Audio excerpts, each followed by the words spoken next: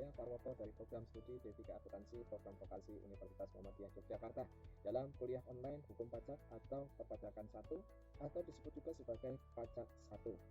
Baik, mata kuliah ini adalah mata kuliah wajib program D3 Akuntansi Program Vokasi UMY untuk mencapai gelar ahli madya akuntansi. Mata kuliah ini juga wajib diikuti oleh mahasiswa D3 Akuntansi untuk mencapai salah satu unit kompetensi dalam skema teknisi akuntansi media yang akan disertifikasi oleh BNSP melalui LSP UMY. Dalam mata kuliah ini, mahasiswa akan dibekali dengan kompetensi teoritis dan praktis mengenai proses pendaftaran pajak, penghitungan pajak berutang, dan penyajian ke dalam formulir perpajakan berupa surat setoran pajak baik online atau elektronik maupun secara manual. Dan juga akan dibekali dengan bagaimana menghitung pajak, kemudian juga menyajikan ke dalam surat pemberitahuan pajak atau SPT pajak. Ini juga bisa dilakukan secara online atau elektronik maupun juga secara manual. Dalam hukum pajak ini, dalam mata kuliah hukum pajak ini, fokus yang akan dibahas adalah pajak pertambahan nilai, pajak penjualan atas barang mewah, dan pajak penghasilan orang pribadi. Baik, apa saja yang ingin dicapai atau capaian pembelajaran dalam mata kuliah hukum pajak ini adalah yang pertama, satu, mengenai bagaimana kemampuan mahasiswa menjelaskan konsep dasar pajak. Kemudian capaian pembelajaran yang kedua yaitu kemampuan mahasiswa untuk mengidentifikasi siapa dan kapan wajib pajak ber-NPWP, subjek dan objek pajak pertambahan nilai serta subjek dan objek pajak penghasilan orang pribadi. Kemudian menghitung sanksi administrasi, terlambat setor, terlambat lapor, atau terlambat ber-NPWP atau tidak ber-NPWP, membuat faktur pajak, menghitung pajak penghasilan orang pribadi, menghitung pajak pertambahan nilai, serta menghitung juga pajak penjualan atas barang mewah. Kemampuan yang keempat yaitu kemampuan menganalisa operasional e-billing SSP dan ESPT, alur proses perhitungan pajak berutang, baik pajak penghasilan orang pribadi, PPN, BM, dan PPN. Kemudian yang kelima yaitu kemampuan mahasiswa untuk mengevaluasi hasil perhitungan dan penyajian SSP serta SPT baik masa maupun tahunan. Kemudian capaian pembelajaran atau learning outcome yang terakhir yaitu mahasiswa mampu menyajikan hasil perhitungan pajak berutang ke dalam SSP dan SPT secara benar. Jadi tidak hanya mampu menghitung, tapi mampu mengevaluasi serta mampu menyajikan secara benar SSP dan SPT-nya. Kemudian materi pembelajaran disusun untuk 16 kali tatap muka, include dua uji kompetensi, yaitu uji capaian pembelajaran. Ya. Jadi materi akan disampaikan dalam 14 kali tatap muka ataupun tatap maya. Di UMY telah ditetapkan bahwa 6 kali akan dilakukan secara tatap muka dan 10 kali dilakukan dengan tatap maya. Materi terbagi menjadi 3, yaitu KUP, PPN dan PPNBM, serta PPh orang pribadi. Di dalam KUP atau Ketentuan Umum Perpajakan Indonesia akan dibahas dalam 3 sesi. Yang sesi pertama kita akan membahas mengenai konsep dasar pajak, apa itu pajak, sampai dengan mekanisme-mekanisme di dalam pajak, termasuk juga mekanisme dalam sistem pemungutan pajak. Nah, di dalam mekanisme sistem pemungutan pajak ada 3, yaitu self-assessment system, withholding system, dan official system. Jadi yang kita bahas adalah self-assessment system, yaitu dalam konteks mendaftar, menghitung, menyetor, dan melapor yang akan kita bahas dalam 2 sesi, yaitu sesi kedua dan sesi ketiga. Kemudian di sesi keempat dan kelima, 6, 7, yaitu 4 sesi berikutnya kita akan membahas atau berdiskusi mengenai PPN dan PPNBM, dari mulai dasar-dasar pajak pertambahan nilai, mekanisme perhitungan dan faktur PPN, kemudian pajak penjualan atas barang mewah, bagaimana proses, mekanisme, dan mekanisme setor, PPN dan PPNBM, kemudian lapor ke dalam SPT masa, PPN dan PPNBM. Kemudian sesi ke-8 kita gunakan untuk evaluasi capaian pembelajaran. Kemudian pada sesi ke-9 kita akan mulai membahas mengenai pajak penghasilan orang pribadi. Jadi sesi ke-9 kita belajar mengenai konsep dasar PPh orang pribadi secara umum, kemudian mekanisme perhitungan dan pelaporan PPh orang pribadi juga secara umum.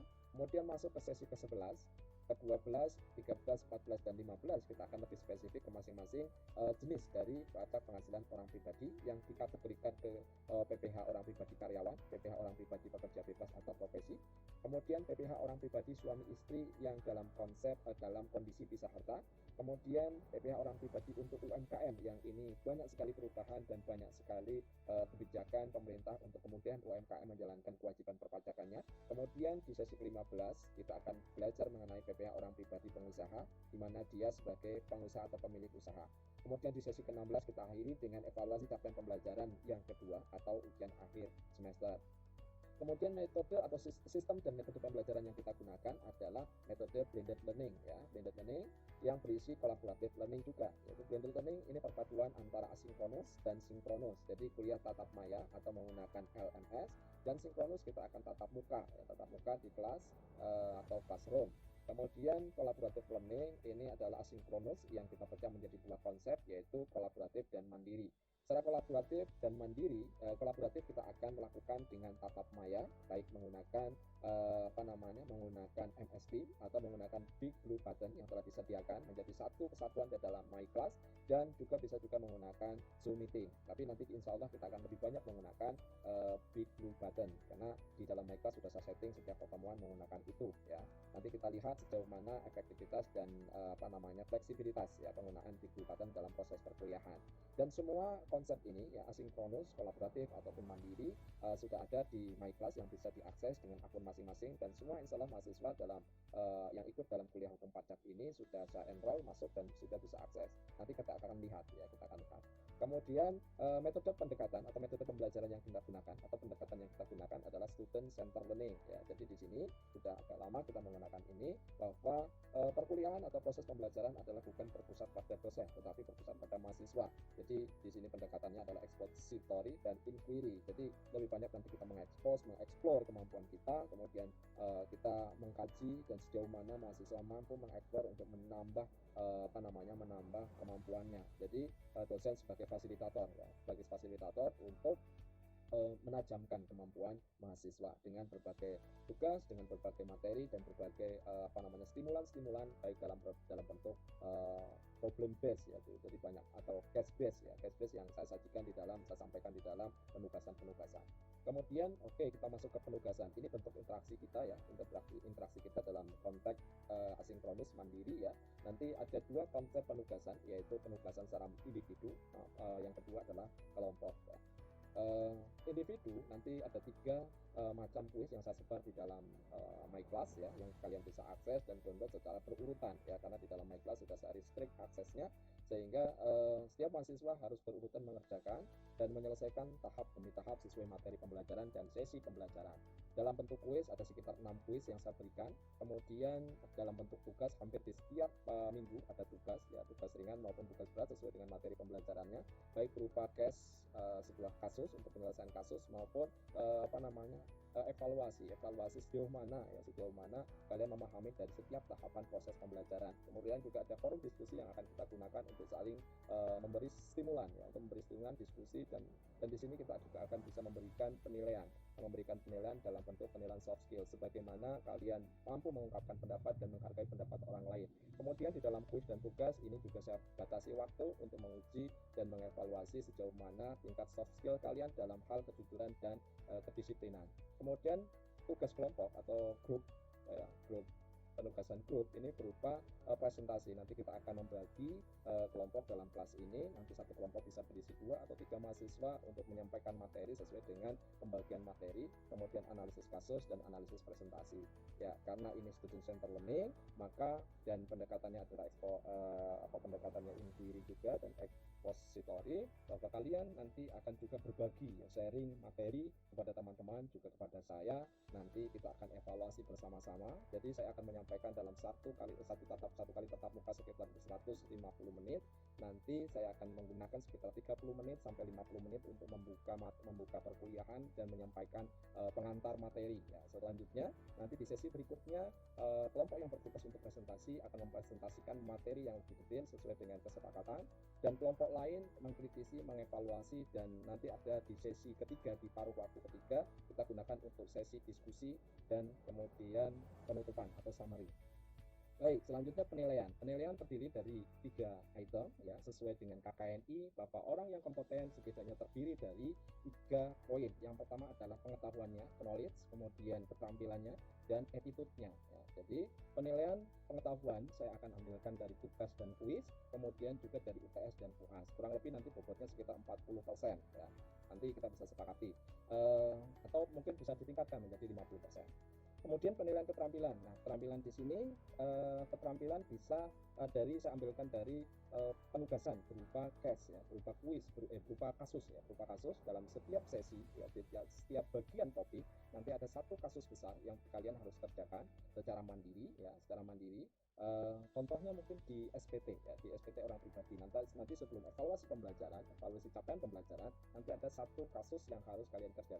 untuk saya melihat sejauh mana keterampilan dan pengetahuan kalian ya untuk menyajikan dalam bentuk menghitung dan menyajikan dalam bentuk SPT ya. Kemudian keterampilan ini juga akan saya nilai dari kemampuan atau keterampilan kalian presentasi, jadi soft skill dan hard skill. Hard skillnya tadi kemampuan kalian menghitung, menyajikan dan mengisi formulir perpajakan.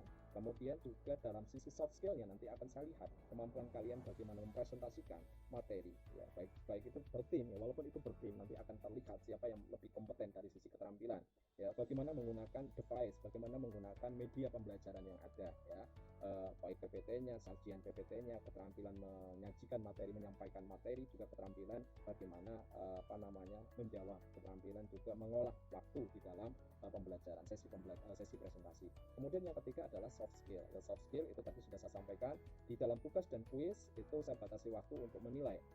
Tugas itu dua sisi, yaitu dari sisi kedisiplinan dan kejujuran ya, bahwa kalian mengerjakan sendiri. Kemudian kuis juga kalian mengerjakan sendiri dan dan tepat waktu ya. Ada toleransi mungkin sampai 2 atau 3 kali, tetapi soal memang saya acak sehingga walaupun kalian mengerjakan berjajar pun itu soalnya akan berbeda. Kemudian sikap yang lain yaitu kemampuan kalian menyampaikan pendapat, kemampuan kalian menghargai pendapat orang lain, kemampuan kalian meminit waktu, dan kemampuan kalian menyajikan materi. Itu juga salah satu soft skill yang saya nilai. Ada beberapa item. Jadi poin-poinnya bobotnya seperti ini ya, 40 untuk pengetahuan, keterampilan 30%, kemudian sikap atau soft skill saya kasih nilai 30%. Kemudian untuk penilaian pengetahuan saya bobot sebagai berikut, yaitu ujian tengah semester atau ujian evaluasi capaian pembelajaran tahap 1 yaitu di sesi ke-8 itu saya kasih poin 30%. Kemudian ujian akhir semester itu 30% atau ujian capaian pembelajaran yang kedua yang akhir itu 30%. Kemudian tugas individu atau kelompok total nanti 30%, dan aktivitas kelas dan kehadiran nanti saya hargai 10%. Ya, ini bobot terkait dengan pengetahuan. Kemudian soft skill juga tadi sudah ya. Selanjutnya terkait dengan ring penilaian. Ya, ring penilaian yang kita gunakan sesuai dengan SK Rektor Universitas Muhammadiyah Yogyakarta, rentang nilai yang kita gunakan adalah seperti ini, yang kemudian dikonversi menjadi nilai angka ya. Di dalam e-learning itu sudah saya konversi sehingga ketika kalian mengerjakan kalian langsung bisa menilai, langsung bisa tahu berapa nilai kalian. Apalagi misal kayak kuis itu otomatis ya. Jadi ketika ada LMS kita menggunakan blended learning dengan menggunakan LMS juga, dan tatap muka nanti kalian bisa memantau perkembangan nilai kalian, dan kalaupun nanti mengulang atau memperbaiki nilai bisa dilakukan secara tepat waktu, artinya segini mungkin, tidak harus menunggu di akhir. Kemudian juga nanti setelah selesai kalian ujian mungkin 1 minggu atau beberapa hari kemudian setelah saya memeriksa, karena kalian sudah submit di dalam MyClass atau LMS, nanti nilai juga sudah bisa saya rekap langsung hasilnya berapa. Nah, ketika kalian mungkin mau mengulang pada poin-poin tertentu, kalian juga bisa atau memperbaiki nilai dalam poin-poin dalam bagian-bagian tertentu, nanti kalian juga bisa sesegera mungkin sehingga nilai kalian itu tidak akan terlambat. Baik, itu gambarannya, nanti teknisnya. Kemudian apa saja bahan ajar yang kita gunakan ya. Bahan ajar yang kita gunakan, kita menggunakan peraturan Dirjen Pajak ya. Ini tata cara untuk masuk ke poin pertama sampai dengan bagaimana cara mengisi SPT, SSP, kemudian bagaimana juga tentang e-filing ya. E-filing itu ada semua di sana, kalian bisa download secara gratis, masuk ke website Dirjen Pajak. Kemudian Dirjen Pajak tahun 2017 yaitu bagaimana pengaturan pemerintah terkait dengan kewajiban setor dan lapor, kewajiban lapor menggunakan elektronik, yaitu e-filing dan yang lain-lainnya, e-faktur juga nanti. Kemudian IAI ya, modul pembelajaran berikut pajak A dan B. Kebetulan saya baru 2019 saya upgrade pengetahuan karena banyak materi yang sudah berubah, sehingga saya perlu belajar lagi untuk bisa menjadi fasilitator atau menemani kalian belajar di materi hukum pajak ini. Kemudian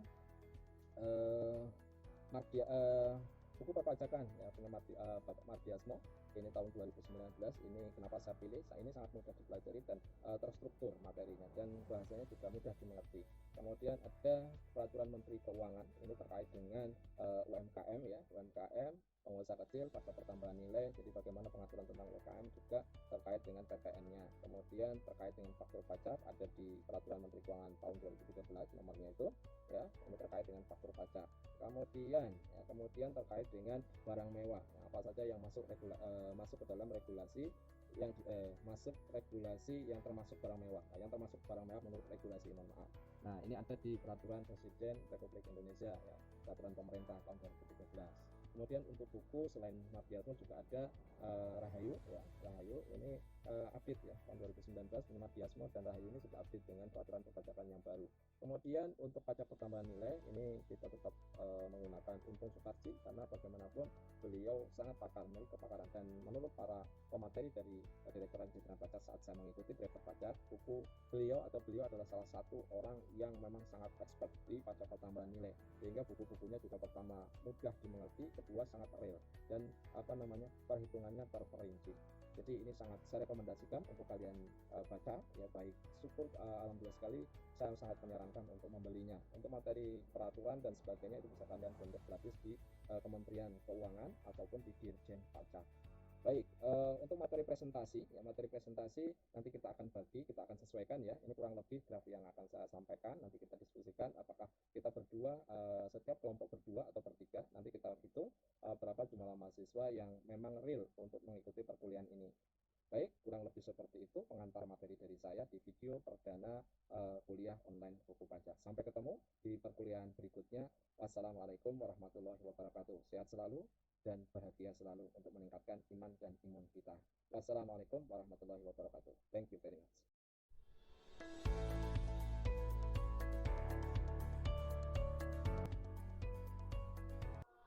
Baik, kita mulai. Assalamualaikum warahmatullahi wabarakatuh.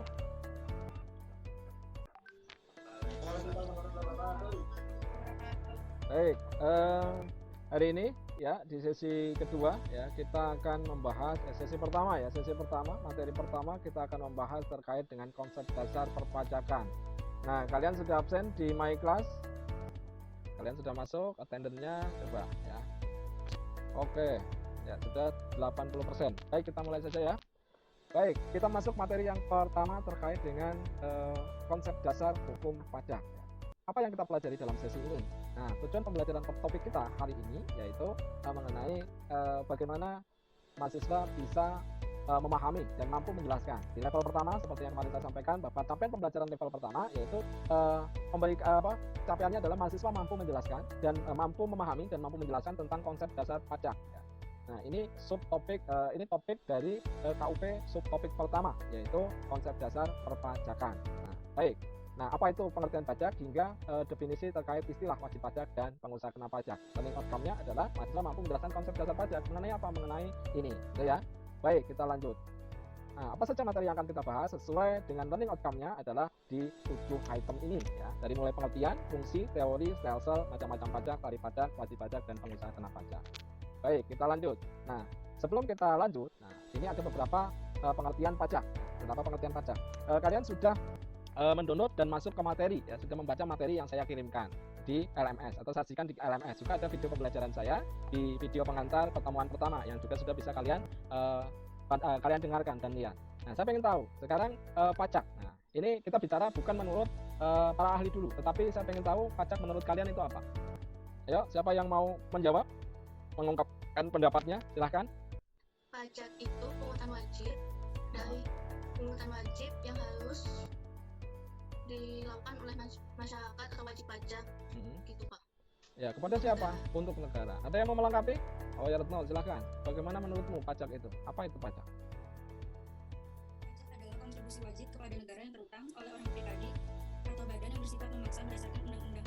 Ya, oke. Sempurna karena membaca ya. Oke, baik. Itu juga kemampuan. Jadi kemampuan memahami dan kemampuan menjelaskan. Karena dari kalimatnya itu tadi ada penekanan-penekanan yang bisa dikatakan sudah mulai mampu menjelaskan ya. Baik, kita masuk sekarang. Kita bicara ini dari sejarah ya. Ini memang agak lama, tetapi ini boleh dikatakan induknya ya. Definisi pajak menurut para ahli, ini dari para profesor. Nih sambil ada yang masih baru join ini ya. Mohon maaf saya sambil. Profesor Dr. Rahmat Sumitro ya. Pajak itu dikatakan kita poin-poinnya saja ya. Nanti kalian bisa rangkum, bisa yang penting indikator-indikatornya atau kontennya tidak lepas. Yang pertama adalah iuran rakyat kepada kas negara berdasarkan apa? Ada payung hukumnya, undang-undang, sehingga dapat dipaksakan. Kemudian untuk apa? Untuk membayar pengeluaran negara untuk kepentingan umum. Tujuan akhirnya adalah apa? Kemakmuran rakyat dan tidak ada kontraprestasi langsung ya. Jadi iuran kepada negara berdasarkan hukum sehingga bisa dipaksakan digunakan oleh pemerintah untuk membiayai pengeluaran umum yang sifatnya untuk semua ya, untuk fasilitas umum. Kemudian si pembayar tidak mendapatkan kontraprestasi langsung, tidak seperti jual beli, saya beli keluarkan uang dapat barangnya, tidak seperti itu. Baik, itu dari beberapa pendapat ahli, masih banyak pendapat lain, tetapi kalau kita tarik garis merahnya itu hampir sama. Kontennya adalah yang pertama adalah terkait pungutan yang wajib, ya. Berdasarkan amandemen, ya, setelah Undang-Undang Dasar 45 di amandemen, bahwa dikatakan di pasal 23 ayat A di sini bahwa pajak atau dan pungutan lain yang sifatnya bisa dipaksakan atau memaksa harus diatur melalui undang-undang. Kenapa? Karena itulah payung hukumnya. Tanpa undang-undang, gimana bisa dipaksakan? Ya kan? Pemerintah tidak bisa memberikan punishment kepada orang yang tidak wajib, kemudian juga yang tidak membayar pajaknya, ya.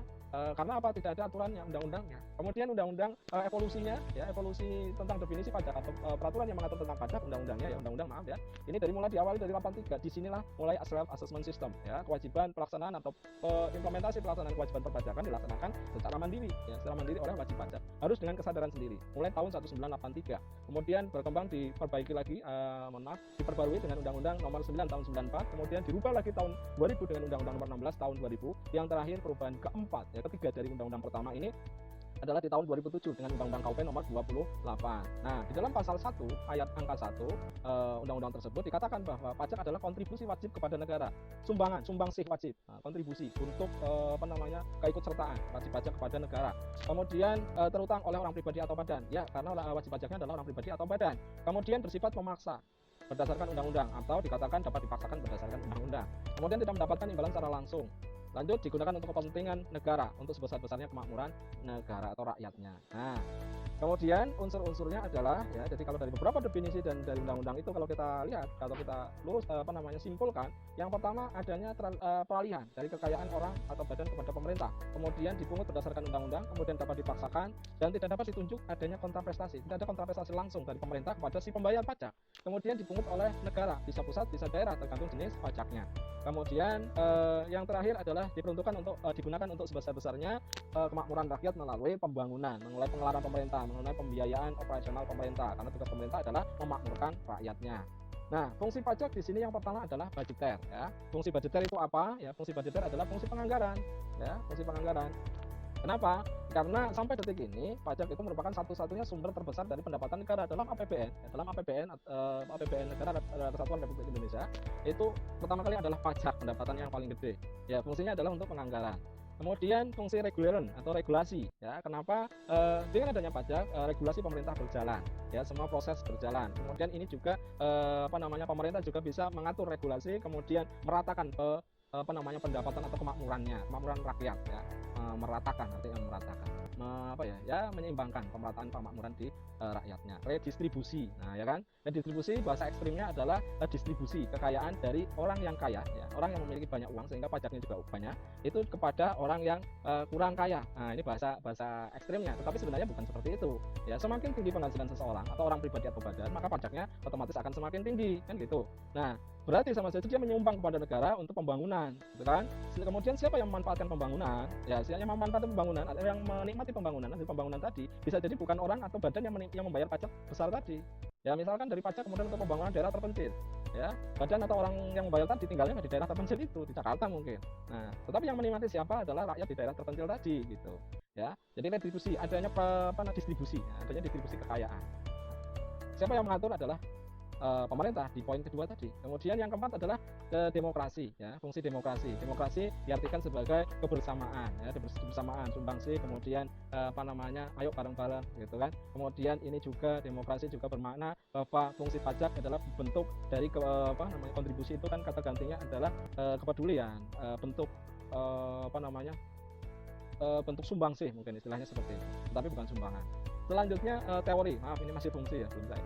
Teori asuransi, teori yang menaungi pajak atau yang sebagai rujukan pemungutan pajak. Yang pertama adalah teori asuransi, bahwa pajak diasumsikan atau disamakan dengan model asuransi, di mana setiap orang yang membayar pajak itu diasumsikan sebagai membayar premi asuransi. Cuma bedanya kalau teori asuransi adalah yang membayar premi asuransi suatu saat dia akan mengambil klaim atas premi asuransi yang dibayarkan. Tetapi kalau ini tidak, kalau pajak tidak. Jadi yang dibayarkan, yang paling banyak membayar pajak itu juga tidak bisa mengklaim banyak atas pembayaran pajak tadi, tidak bisa diambil lagi. Kemudian yang kedua teori kepentingan, ya, bahwa di pajak ini diasumsikan sebagai kepentingan pemerintah, ya, kepentingan pemerintah untuk membangun negara besar ini dengan dengan kekuatan atau dengan kekayaan orang-orang yang memang kaya, gitu. Jadi kepentingan pemerintah bermain di sini. Selanjutnya teori daya pikul atau gaya pikul. Nah, dari teori ini diasumsikan bahwa pajak ini diterapkan sesuai dengan atau dibebankan kepada wajib pajak baik badan maupun orang pribadi itu sesuai dengan kemampuannya atau daya pikulnya atau kemampuannya, sehingga kita bisa lihat implementasinya bahwa semakin orang itu kaya, semakin orang itu memiliki banyak kekayaan, maka pajaknya juga akan semakin besar. Kemudian yang keempat teori bakti. Teori bakti ini asumsinya bahwa orang yang membayar pajak atau wajib pajak inilah membuktikan dirinya bakti, membuktikan baktinya kepada negara. Jadi sebagai bukti bentuk atau bentuk bakti waktu negara kepada pemerintahnya. Nah, kalau ini jadi teringat zaman upeti. Nah, pajak itu sebenarnya sudah ada dari zaman dulu, tapi bentuknya berbeda. Kalau dulu zaman kerajaan namanya upeti. Nah, upeti itu adalah bentuk bakti rakyat kepada penguasanya. Saat itu adalah kerajaan atau rajanya. Nah, untuk kerajaan. Selanjutnya teori apa lagi ini?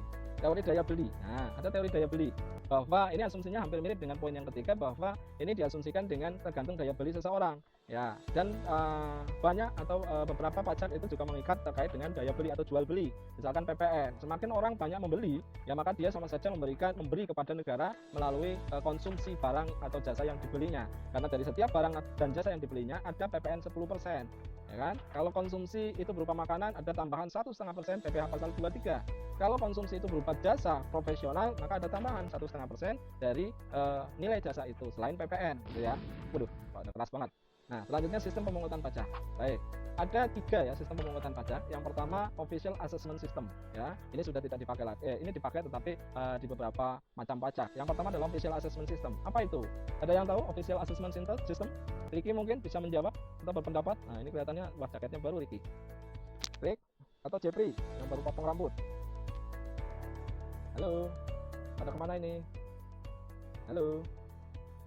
Iya, Pak. Nah, ada. Ya, Jeffrey mana Jeffrey? Jeffrey atau Ricky? Atau siapa suara cowok tadi? Kayak suara Jeffrey. Ya, ada yang bisa menjelaskan kepada teman-temannya apa itu official assessment system? Pajak ada berdasarkan sifatnya, wewenangnya. Ada golongan langsung tidak langsung, sifatnya ada pajak subjektif dan objektif. Wewenangnya adalah pajak pusat dan pajak daerah. Baik. Nah, pajak langsung jelas pemungutannya. Pajak tidak langsung. Nah, pajak tidak langsung itu seperti PPN. Nah, karena PPN siapa yang sebenarnya membayar pajak? Adalah konsumen, ya konsumen akhir. Nah, toko-toko atau supplier atau agen tunggal itu hanya kelewatan saja. Mereka tidak membayar. Yang membayar mereka hanya menambah karena multiple stack. Nanti kita akan belajar lebih detail di PPN. Sebenarnya siapa yang membayar? Beda dengan PPh. PPh adalah yang menerima penghasilan itu yang membayar, sehingga dikatakan pajak langsung. Nah, kemudian pajak subjektif dan pajak objektif. Nah, pajak subjektif ini seperti PPh. Wajib pajaknya atau subjeknya dulu, jadi diketahui subjek pajaknya baru objeknya. Nah, kalau PPN itu objeknya dulu, ada penyerahan BKP atau JKP baru ditentukan pajaknya, siapa subjeknya, kan gitu. Selanjutnya berdasarkan pemungut ada pusat daerah, ya, ada pusat daerah, ada juga ya macam-macam pajak daerah. Bahkan kalian makan di restoran pun dipajaki, ya. Setiap tahun kalian harus bayar pajak motor. Ya, kemudian pajak pusat dari mulai PPh sampai PPHTB, Bea Masri, pajak pertambahan nilai. Selanjutnya tarif pajak. Nah, tarif pajak ada beberapa, ya, ada marginal, ya, kemudian efektif, ada proporsional, ini berdasarkan strukturnya, ada progresif, ada degresif, ada tetap. Nah, marginal, efektif, proporsional, progresif, degresif, dan tetap. Ya, nanti ini masuk ke bagian tugas kalian. Marginal itu apa, efektif itu apa, proporsional itu apa, progresif, degresif, tetap itu apa. Baik, kita lanjut sekarang. Yurisdiksi. Nah, pajak dipungut berdasarkan tempat tinggal, kebangsaan, atau asal sumber. Jadi bisa pajak itu ditetapkan berdasarkan tempat tinggalnya, bukan sumber penghasilannya, atau berdasarkan sumber penghasilannya, atau kebangsaannya. Nah, itu ada aturannya seperti aturan imigrasi tadi, keimigrasian. Ini tugas atau asesmen kalian ditambah tugas tadi, ya, tarif, ya, terkait tarif pajak. Apa saja tarif pajak itu kalian jelaskan. Kalian masukkan, kalian upload di penugasan 1, di tugas 1 assignment. Detailnya maksimal kalian lihat, cek dulu, ya. Itu ada waktunya 2 atau 3 hari, kalian sudah harus submit dan kerjakan kuisnya. Sebelum saya tutup, kita akhiri dengan bacaan hamdalah. Atau kalau ada pertanyaan, kita masih punya waktu 1 menit. Baik, kita akhiri. Assalamualaikum warahmatullahi wabarakatuh.